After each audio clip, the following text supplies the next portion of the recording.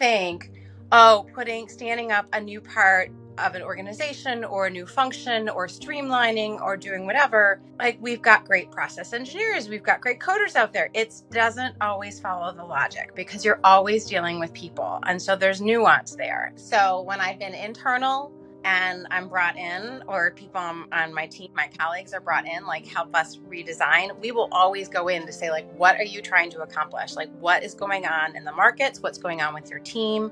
And if they can't answer those questions, we said, I don't think you're ready for this work yet.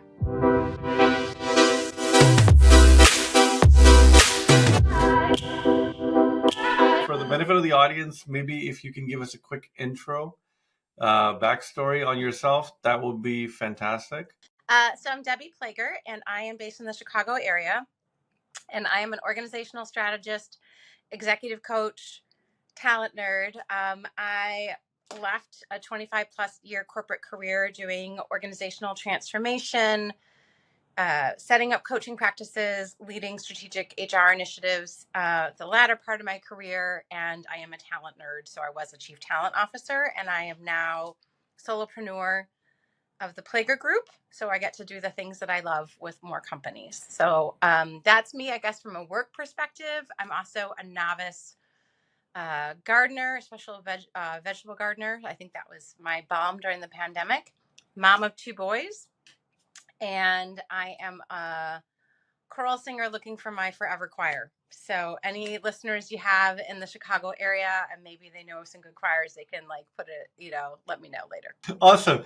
I wanted to talk to you because you have such a diversity of experience, both with the sort of 25 years in the corporate career and now kind of doing this on your own. So I think you get to compare and contrast what inside and outside view of things looks like. I think things that I want to start around with is like something I've been thinking about lately is how do we solve this problem of organizational alignment? What's the backstory on it? Why is it so hard when it seems like should be pretty obvious to do, but everybody who works in this space is like, oh my God, it's so hard to get organizational alignment going.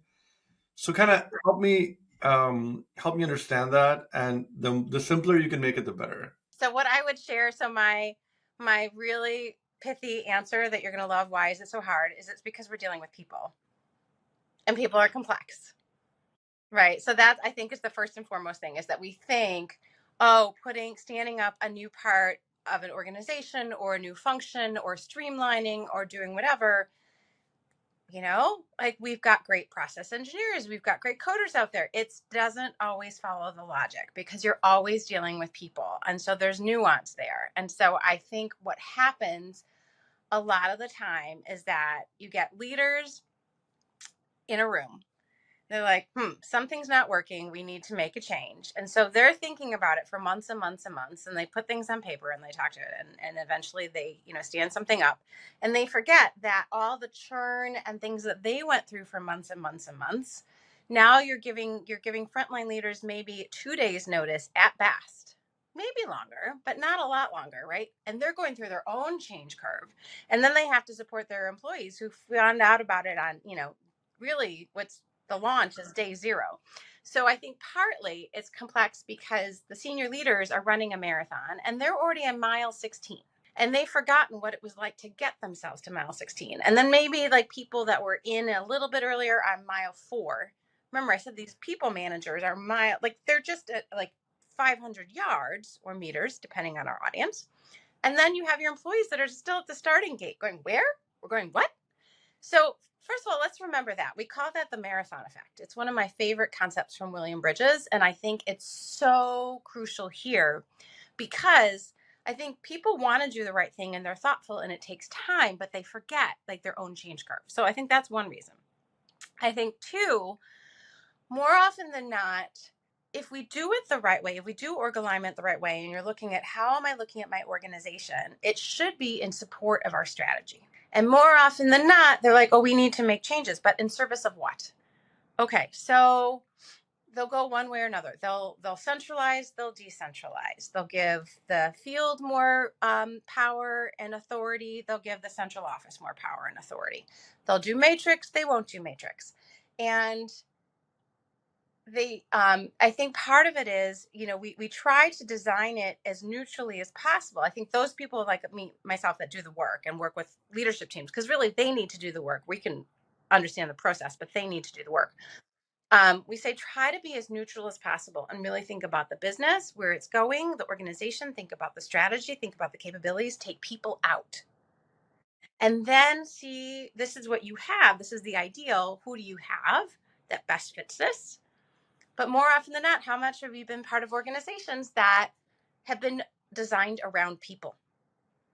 And that is the challenge, because sometimes it's because more often than not, you have superstars who are able to do various things. And then that superstar leaves and they put them somewhere else and they keep the organization as it is. It's like, well, the only reason that kind of design worked was because you had a really unique set of leadership skills. So I think for those reasons and more, but hopefully that gives you a sense on like why it is just so hard. So, I guess, yeah, yes. So, number one, it's about people. Number two, there's a lot of people at different points in the time series, right? So, like, there's a person who's at mile 15, and there's a person who just found out about the marathon happening this morning, and then there's people kind of at various parts in the middle.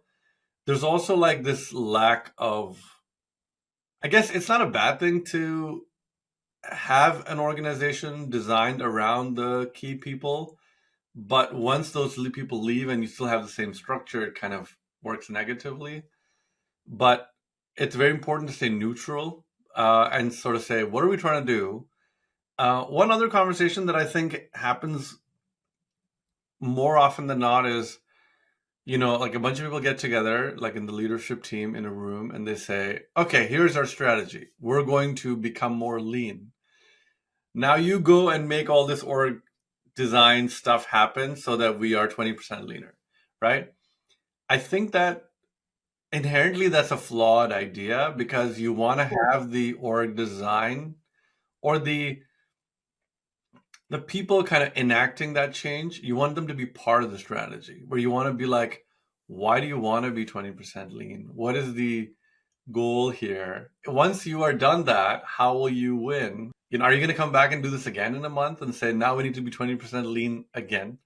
Or is it like some other broader thing? So what are your thoughts on like how leaders can really involve like not be at like mile 20 and kind of like raising the alarm, but as opposed to like getting people involved early? Because the common feedback I get from people is like, I want more, I want to know more, I want to have more insight. And obviously some of these things are confidential. So how do you balance that? It's a hard thing, because one thing I think is so I go back to your example, right? So I want to be 20% leaner, and I love where you went, because that's not a strategy. That's a tactic of something that's going on. So hopefully leadership is explaining, here is where we're going. And there are many choices you have on how to get there, right? So I think about Roger Martin. He's one of the great strategists out there, like corporate strategy, right? And he has these cascaded choices: where we play, how will we win, what systems do we need, right? So if you're clear about where are we going to play and how will we win, it might be that, hey, we need to be more efficient. Okay, so then where are we need to look at cost, and cost needs to be a key part of our strategy, or could be differentiation is a key part of our strategy. So I do think that part of that is set, and I'm not saying it's always set with the leadership team, but there is where are we going is set usually by a certain group in the organization, and then it's how do you engage the rest of the organization, and here's how we fit in. So my small team over here, here's how I help us go in this direction. Here's your small team and how we help. Here's where we go. So I do think that being clear about where you're going, and then once certain decisions are made, right, then you can start the organizational design process, the org alignment process. To your point, how do you balance transparency with having enough that's sort of done in the cone? There's no perfect answer for that. I'll be really honest. I've been in places where like we've gone down pretty far and kept it like, and everyone, I've been with a client that, we talked about, do we sign NDAs or not, even though it was all internal. Which you can do like if there's sensitivity around it, but it's saying, hey, we want your voice and we need things, and we just need you to know, because this is so different, like we do need to protect sort of the confidentiality. And so your culture will determine if you need NDAs or not. That's fine. I think though, I want to go back. So one of my favorite adages about org design or org alignment is I call it the 70-100, the 70 over 100 rule. If you're 70% clear on the design, but you're 100% aligned, go. And the reason we say that, and it's a bit tongue in cheek, but it's a bit like, look, we could work forever to perfect the perfect design, but the market is not waiting for us. And the reality is that we never figure everything else out. So we're better off standing it up, knowing what we know, but saying we are completely aligned as a leadership team. We're going to get some bumps. We're not going to get everything right, but we're going to get data. We're going to hear from the organization what was missed and how do we make it better. And we have figured out as part of our standing it up process, and we call the transition and the monitoring process, that's where you get a lot of voice. That's where you go, okay, like your team, I might be like, wow, they really missed this one thing. They missed, like, we had this key stakeholder relationship that nobody thought about. Oh, shoot. Okay, so what do we need to do to make that fit in? So you leave a little bit of space and you involve the organization and help us get to quote 100%, knowing it's always iterating. So I think that there's that piece there about you have to have enough clarity and you have to give team leaders and managers, right, enough time to understand, like, here's how my piece fits, but let's talk to the organization and let's really get feedback for what's working, what's missing, what don't I understand. And that's, I think, a way to help people feel part of the process. And also, again, you're not going to figure out with just so many people in the room how to get a 100% perfect organization. So don't even try. I like the 70 over 100 rule. I like it because I think, if you're 70% right most of the time, you're doing really well, right? I guess, and I think that's what people tend to misunderstand sometimes.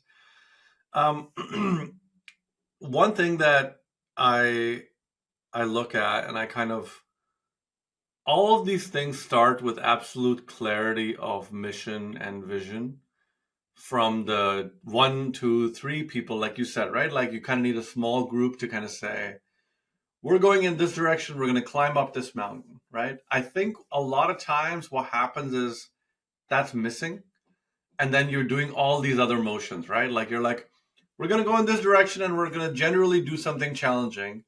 And now we're trying to org design or strategy plan around a very sort of fuzzy target. So, and I feel like that's the symptom of like where you get into like, one reorg after another, after another, and after another, because like really there's a core underlying problem that we're not tackling head on or we're not ready to tackle head on. So, in such situations, what does someone do when you are faced with there was this lack of decision making at the very top? How do you do all this stuff, or should you even? Is it better off just to put your hands up and say, "Look, critical prerequisite is missing.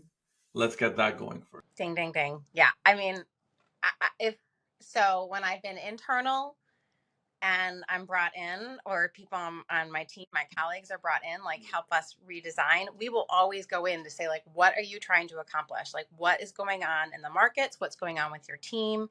And if they can't answer those questions, we said, I don't think you're ready for this work yet. So, and sometimes it is, they're mostly aligned, or they're like, oh, I know the answer to these questions, but I don't think we're aligned as a leadership team. So then the other question is, and how aligned are you as a leadership team on the things you just talked about? So if they can answer, yes, these are enough critical things about where we're going, and we feel we have alignment as a leadership team on where we're going, but we're not aligned on how, that's okay.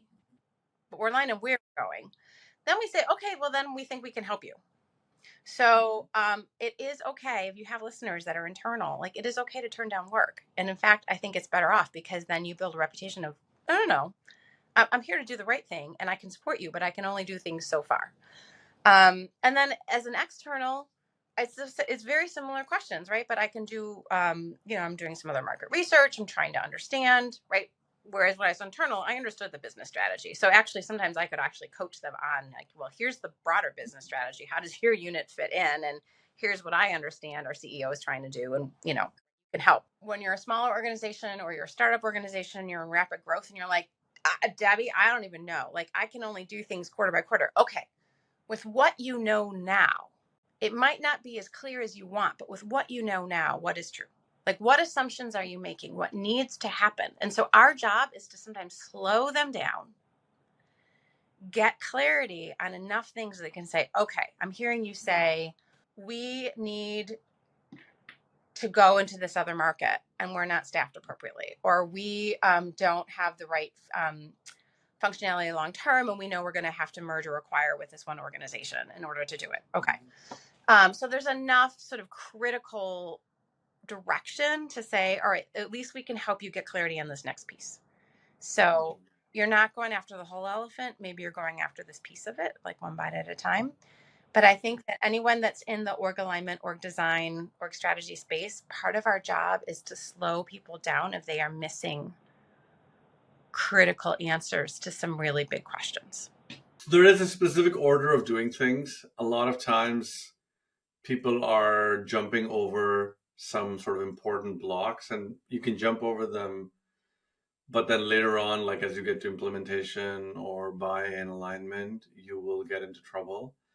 I guess one area where I see trouble all the time, and then not in a negative way, but like, basically you're doing strategic planning.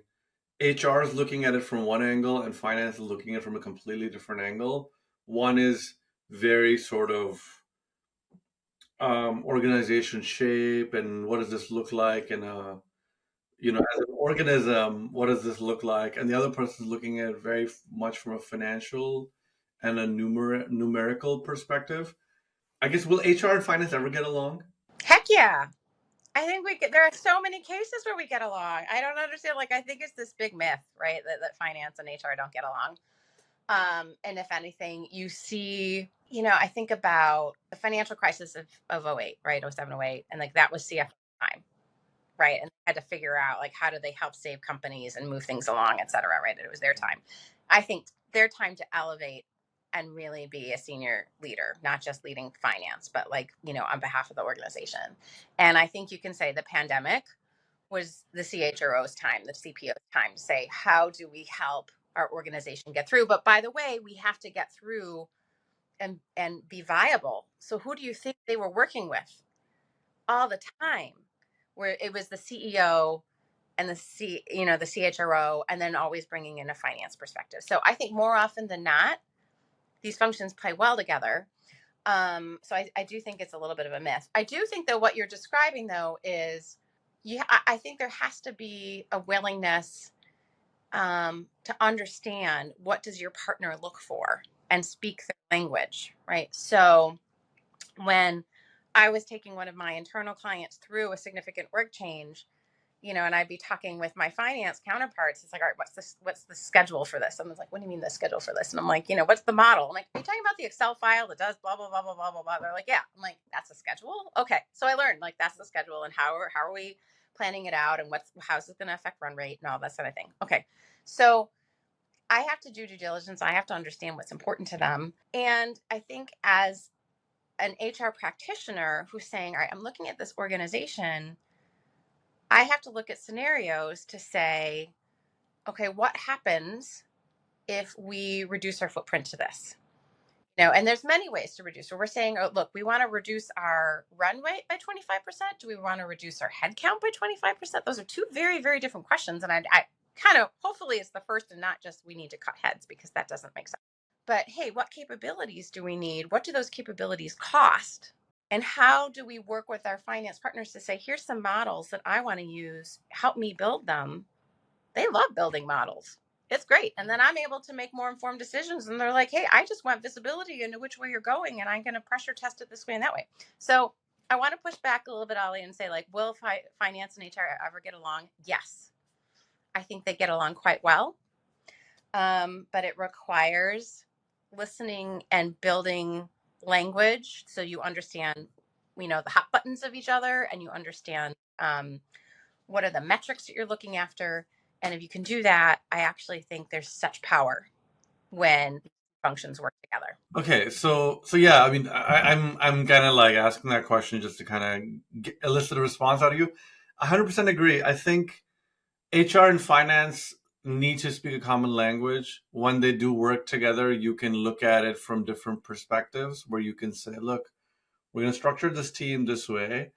And then your finance person can say, well, where's the schedule? And you can be like, here's the schedule, or here's a way to build a schedule so you have everything you need to be able to do that. I think for companies to win, they have to have great handoffs between HR and finance, where both parties focus on their strengths, but the handoffs are also very clear. Because I think what happens is if you take the finance person's perspective, they get like a PowerPoint with like a bunch of boxes and lines and whatnot, and they're supposed to make a schedule out of it. They're like, what does this mean? Right? On the flip side, if you are an HR person and somebody sends you a spreadsheet with like 100 rows and says, here's the org structure, you're like, no, I want to see like an organogram and I want to see who reports to whom and blah, blah, blah, blah. So I think for us, for me personally, the big insight was that HR and finance in their normal day are speaking very different languages. One of them is very numerate, one of them is very hierarchical or structural. And one of the values, and I'm not at all selling our product here, but like one of the things that I really enjoy about our product is that it can translate between those two things, kind of like a Rubik's Cube where you change something here and it changes here, and you change something here and it changes here. The fun part about people and dollars and work and all the variables like strategic direction is that it's like not even a six-sided Rubik's Cube. It's like a multi-dimensional Rubik's Cube because there's environmental factors, there's company strategy, Roger Martin's cascading choices, of course, right? So we are kind of trying our best to build that in between translation layer. Still a long way to go, but we're getting there. I guess to make it very practical, right? Because I feel like we talk about a lot of these things in the abstract, and then there's the day to day. So I guess let's play a hypothetical situation. Let's say the CEO at one of your big clients calls you and says, "Hey, I need to close down our Egypt factory." What do you do? I guess walk me through your thought process, and then walk me through kind of what the work required would be to do that. Well, and I say this, and you picked a country which I don't know as much about the employment law. So I would say that part of it is I'd be working with a local team to understand employment law and notice. But part of me, I would just understand, I would ask the questions again, like what's going on? Because if I'm in the room and at the table, I shouldn't be surprised to get this call, first of all, right? I should know that they're looking at it could be, look, it's not profitable, our customers aren't there, there's other complexity, we're better off building something, sort of in Southern Europe for lots of reasons, et cetera, et cetera. So like if I know that's, I should know that that's mostly coming, I think, first of all. And second of all, um, so then it's understanding, okay, well, what's the time frame? Because normally you're not going to get something to say like, hey, I need to shut it down tomorrow. It's like usually shutdown process, there's an offboarding process, right? There's, what are you doing with the plant? Maybe there's someone else, maybe there's another company that can buy the plant, and there you go. So it's trying to understand the timing. Context, I think, is key because it's going to help you figure out, like, what are we trying to do? Are we trying to just reduce our costs? Are we trying to redeploy some of our local resources? Do we want some of our Egyptian workforce to stay and move into a different function, or help with the cutoff and the cutover? So having some of that information then allows, I think, HR to go in and work with local leaders and say, okay, so how are we going to do this? I mean, if it's an entire plant, it's an entire plant. And then in that case, sometimes it's simpler. If it's, hey, we just need to cut these lines, or here's what we're really hoping, we hope we retain, 15% of the workforce, then how you do the work is very important, right? How are you engaging people through that process? Like you said, where you can, how are we working to understand local employment law? Where you, right, there are countries where you have to, if the size of the layoff is significant enough, it triggers other acts, right? We're of days of notification, et cetera. So you have to understand that. So I think kind of factoring all that in and then saying, okay, look, We know who we need to exit, by when we need to exit, who we need to tell, what does success look like. Then we can work with local management to say, here's the step down, or here's how we're going to do it. But can I go, actually, I want to go back to what you had shared before about, right, this about different language, and finance sits in spreadsheets, and HR sits in, like, more like visual representation. I love that point. I think that's true. And as an HR practitioner, I always wanted to get underneath the numbers and be able to say, okay, so what does this scenario, what's the run rate for this scenario? What's the run rate if I were to go flatter? Like, I'm big on layers and span, but sometimes where it's like, hey, we have too few people managers. And we need to add some more. What does that do? And if I can advocate to say we need to add two more people managers, and I can know, but here's the money I have to find in order for this to be cost neutral, or here's the investment I need to make, right? That's where being able to get in and to have the power of the spreadsheets pop up. So that's why I actually love your platform, because it allows me to see different scenarios. Um, and then the other thing I want to say, and just maybe plant a seed if we have time, we can talk about it, is workforce planning. I think is one place where both functions come together very, very nicely. And frankly, we live in spreadsheets. So, like we're not finance level of spreadsheet people. I get that. Like, we do have our HR folks that can do the pivot tables and can do all that stuff. I love myself a pivot table. But I do think that more mature workforce planning is a great example of where the two functions come together in service of the business. Like a lot of people in organizations, they will hear the word workforce planning. It's kind of one of those things that happens every quarter or every year where somebody sends them a spreadsheet and says, give me what you want. And then you have the deadline by, like, next week, put in whatever your wish list, and then through some magical process, we will give you some of those, or not. And this is a silent signal for you to kind of use the water cooler interaction with the CEO to say, hey, if I had these five more people, I could do what you want to do. That's kind of like the practical experience of a manager or hiring manager. But, like, for the benefit of the audience, can you, in very simple words, explain what workforce planning is and what it's intended to do? So, okay, first of all, I think workforce planning is there is an annual component, but you want to do it strategically and kind of align it with your strategy. So, like, right, you don't write a brand new strategy every year. You'll do it every, few years in response to the markets, unless again you're a rapid growth company, then it's a shorter cycle. And so once you're clear on, like, hey, this is where we need to go, then you can really start to look at your workforce, and then you can say, well, what capabilities do we need in order to get there? And you kind of look at your workforce and you say, well, who has those capabilities? What's the right mix, right? So again, working with a finance organization as a client, bring in my love of finance people, right? It could be, hey, we need less senior actuarial talent.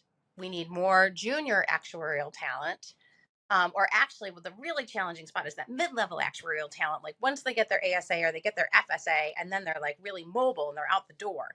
So you kind of have to figure out, like, what do we need? Or like, here's the sort of accounting talent we need, or here's the data analytics talent we need. And it says, if you think to deliver on our strategy in 3 years out, this is what we need. And then you kind of say, but we're not quite there yet. So what do we need today?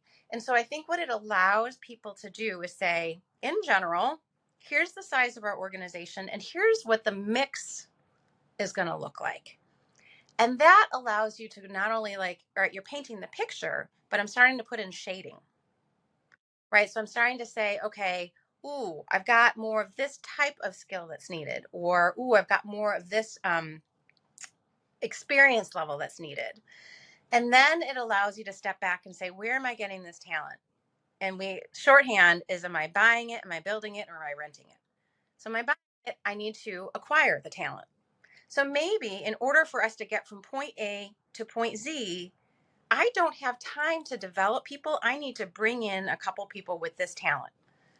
Okay, so I'm going to hire very, very senior level finance people or senior level data people. If I have time to build, then I look at my talent today and say, who do I think can actually move in this direction? Sometimes I rent it and go, you know what?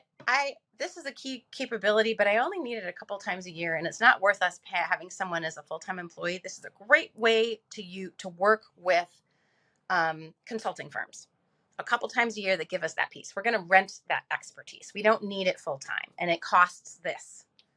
Okay. So that's in general, I think, what workforce planning is trying to get you to do. So again, you do the bigger picture thinking every 3 years, maybe. Then every year, think about how much clearer that is when you go into budget planning. So here, you and I are, we've got our teams. We currently, I'm just going to use math, the simple math. We have a team of 10, and maybe we know actually 3 years from now, our team's not really going to change in size. It's still going to be 10, but we need to morph it from this to this. We're paying attention to who has that. And let's say one of your team members leaves. Allie, aren't you much more informed on, wait a minute, do I need to backfill exactly what left? Or do I use this as an example to maybe I can do that to bridge to what staff mix I know I'm going to need? So you kind of factor in, okay, we tend to have this kind of turnover. We tend to develop people and promote people at this pace. Here's what we have. So you're always going to have a gap between what you have and what you need, and you've got different levers you can pull for your gap, and that's where HR has fun. Are you doing developing program? Are you doing like a real different sort of targeted hiring? What are you doing? Are you having rotations come in? There's all sorts of ways again to get there, but it gives you a big roadmap. Okay, so this is great. I mean, now people have an understanding of workforce planning. Strategic level, it happens every couple of years. Um, Planning cycle wise, it usually happens once a year, but there's a lot of continuous work going on too because people are leaving, people are joining, people are being promoted, business conditions are changing, COVID's happening or not happening, or return to work is happening, or interest rates are going up when they're supposed to be going down. The world keeps changing, right? There's a lot of situational changes, there's a lot of strategic changes. So I think the big change we've seen from maybe 2 decades ago is that you would build a factory and you would get going, and then your once a year planning cycle would be fine. What happens now, and I mean, a lot of our customers will jokingly say this to me, is like the minute we finish our workforce planning, it's out of date. Now we gotta, so I think it's going from, it's becoming more and more continuous, right? As those business conditions change, how is my revenue per employee looking? Is it going up, down? Do I need to hire more people? Do I need to invest in more automation? Do I need to have senior people, junior people? And there's so much broken telephone going on in between that it's very hard. One story that I kind of always remember is like there was a CEO who walked into a breakfast meeting with a bunch of new hires and they were livid, right? They got out of it and they're like, this is not what I want. And their colleagues were like, what do you mean? They're like, well, I said I would want to hire more senior people because those are easier to deploy and get going quickly. But this room is full of like fresh grads. So what's going on? They're like, but you also said we want to keep our costs down. And it's way cheaper to hire these people than it is to hire very senior people because that's a very high um, demand market right now. So I feel like even little missed connections like this can have a material impact. For me, that's a good summary of workforce planning, what it means and what it doesn't mean. How does, I guess, one other thing I wanted to learn from you while I have you here is like, like when we talk about org transformation, a lot of people talk about the STAR model. So what is the STAR model and how do practitioners start to learn about it? So before I get to the STAR model, I want to go back to the point with workforce planning and saying like, hey, you hear from clients, like as soon as I write it, it's already out of date. So I do think it can be cumbersome. So I also think finding a platform where it's simpler to do and sort of keep it up to date, so that it becomes something you just check in. Like you could be like, hey, where are we this quarter? Right. And so that's where, really strong like talent acquisition functions and finance are there like and talking, I remember working for a rapid growth tech company, right? That was moving one of their um, client products to the cloud and saying, okay, so how are we staffing for this and how are we thinking about this? And hearing from the head of engineering, what we needed to do, and then breaking that down into, all right, this is what we think our recruiting targets are, so that finance so really can understand what's going on and work some different models. So I do think that having a platform that makes it easier to adjust on the fly is key. And I also think it requires a skill set capability of your managers, of your leaders, to say, okay, what assumptions are we making? So when one of those assumptions no longer works, we can go back and challenge and say, hey, we've got to update this, that it is current.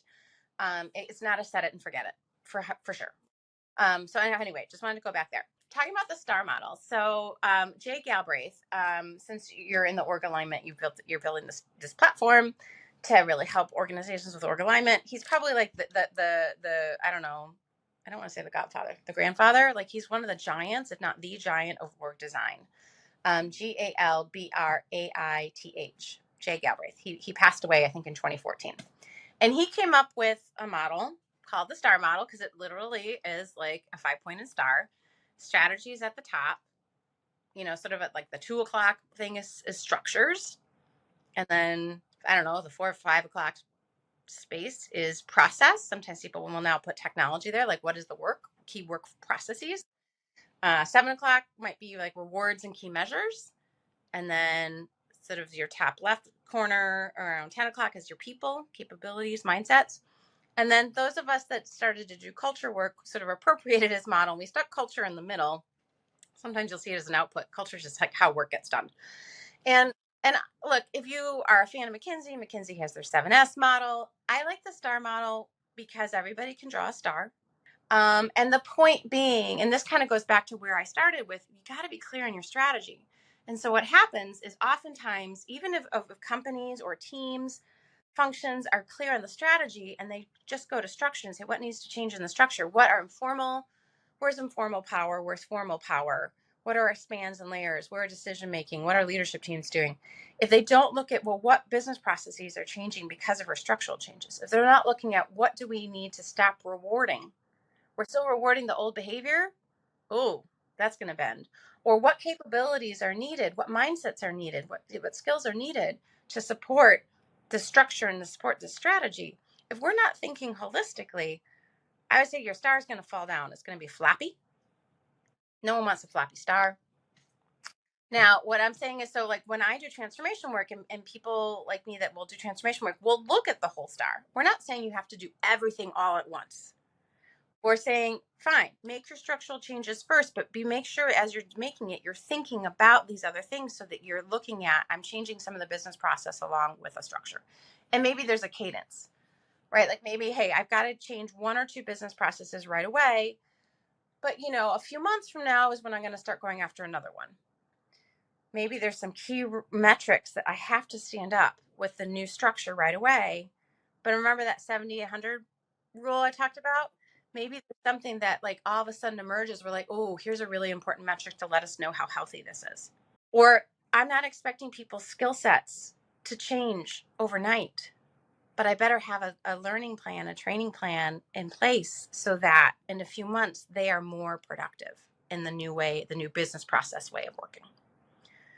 So for me, the STAR model is great because, again, everybody can draw a star. There's some great diagnostic questions out there that you can use. So I use it as a diagnostic. I use it as a strategy, like imagine like future state. And you're thinking about a very holistic plan. So I think for those reasons, and honestly, like every senior leader I've shared it with, they're like, okay, totally makes sense. So the unique sort of aspect is that it's very quick for a senior leader to grasp, and then it's deep enough to be able to get a comprehensive analysis going without getting kind of stuck in doing too much work just to get the first value outcome, whatever it may be. You've been using the STAR model for a while, so I guess what's something about the STAR model that is totally true but not obvious, and you only learn from doing it? Sometimes it looks really, really simple, and to put stuff on a page is really, really simple. Like our current state on one page and future state on another. You're like, oh, this is great. And then you forget, okay, but wait, there's only so much capacity and capability of the organization. So If they're already running really, really lean and you're changing things, then you get to, I'm changing things on the plane while the plane is flying. So I have to remember pace. So I think sometimes it is slowing you down to say, how do we break this down enough so that the organization can absorb the change? And or flip side, where do I just need to rip the Band-Aid off and then just go? And the STAR model doesn't necessarily give you that. That's, I think, where you have to just layer in change management. I think the good thing is people that are normally thinking holistically and thinking by the STAR are also thinking about change. The other thing I'll say is also sometimes it's helpful, like you said, how do we get people in the organization who have voice and want ideas? This is something that like every team, if you can teach your managers how to do this, imagine the conversation you can have as a team. Right. So then they can, it's a model that allows you to scale down and scale up. So you can really see your line of sight and see, okay, this is why, here's how we measure it. Here's why my boss is asking for these measures. Okay, that makes sense. Here's why her boss is asking for these measures. Okay, that makes sense. So I think it's more powerful as a teaching tool than we might think. I have two more quick questions, and I think we're going to try to wrap up. The first one is, we are looking at this AI wave, and we are looking at like, everything is AI these days, right? So I guess, what does the HR leader look like when they're full of AI tools in their utility belt? I think from the HR perspective, we're thinking about, okay, so macro level, right? And I can't remember which federal report. I was talking to a colleague of mine who, right, so I'm going to get the stats wrong, but at the time he said, right, so I don't know if it was Department of Labor or something, like did an analysis and said, yeah, it's possible that 13 million people in the US could lose their jobs due to AI. However, 18 million people will gain jobs because of AI. So I look at that and go, okay, that's a net of 5 million jobs. But back to the, how do I rent, buy, or build? What am I doing as an HR leader to say what automation is coming in at the workforce, and what's it going to do to our staff mix? Right. So first of all, what work is just going to go away? Okay. And that may be what it is, but maybe it says, but then here's where the work begins. And so if our clients are now demanding Y, whereas they used to demand X, what does the workforce need to look like to support that? So talk about a need for workforce planning and talk about constantly revisiting it because you don't know like when exactly it's going to be available. So I think partly it's looking at some macro level trends in your organization is where HR is spending their time. I also, it's fascinating. So one of the last projects I worked on when I was both internal and external at my organization, and it was a sort of a senior leader acceleration development program, and we gave them really big, chewy, meaty questions. And one of the teams got a question about like managers, like thinking about the manager of the future, and thinking about, right, how many people were leaving our workforce over 4 years, what was coming, and they actually came up with such an awesome. I want to use another word, but I'm not gonna, maybe add some profanity on there. But such an awesome suggestion of, why not use AI to actually help people managers and say, like, there's all these different scenarios. I'm about to go in and coach, someone on who's been constantly late. Okay, what if I can put that in scenario and I can get some prompts to think about, like, tell me about this person, etc. Or, hey, I'm about to promote someone and I really want to maximize, like, how do I make sure that I set this up right, that this person's excited, right? Like, think about if you can use generative AI to connect, like, here's some great learning assets that we have, or here's some prompts, and here's how just in time support for our people managers. I'm like, wow, that again, awesome. If we think about learning in the flow of work, right? So it's, what do I need now? It's not, we're always going to have those formal learning moments and those formal learning classes, but AI is going to allow us to bring it into the work as well. Like, oh shoot, I can't remember how to do the pivot table. Help me understand that. Or I can't remember like how to do this one particular activity that I need to do before I pass it off to my team member. AI is going to help us with that. So I think what AI is going to do to the employee experience is really significant as long as it's managed well. And I think that's also where HR is spending their time to say, how do we understand how it can elevate the experience? How can it elevate our managers? Let's face it, This is one of the most challenging times in working history to be a people manager. So any support we can give them is awesome. And then also thinking about macro level, what does this mean for our workforce? Let's say you're in Vegas and there's this 40,000 person HR conference happening, and there's a giant billboard right across the street, and you get to write whatever you want on that billboard. Talk with Ali about how to handle like your massive, like, your big questions. Awesome. That's really cool. I guess, where can people find you? Where can they get in touch? What kind of conversations give you more energy? Awesome. Well, one, you can find me at my website, www.theplagergroup.com. Plager is Plager, so it's my last name. I'm active on LinkedIn, so you'll find me either under Debbie Plager or also the Plager Group. And if you follow me on LinkedIn, I do a lot of stuff just around group coaching, team coaching, gratitude, org strategy. So a lot of this conversation, I'm thinking about how to really help lift up and develop the capabilities of the people function in these conversations. And by the way, I'll put again my request out there for choirs. So if you're in the Chicago area, maybe you have a choir. If you're in the Chicago, you're looking for a choir member. We know who. That's right. So yeah, I think those are the two best ways: website and LinkedIn. Okay, thank you so much. I really enjoyed the conversation. I look forward to staying in touch. All right, thanks so much for having me.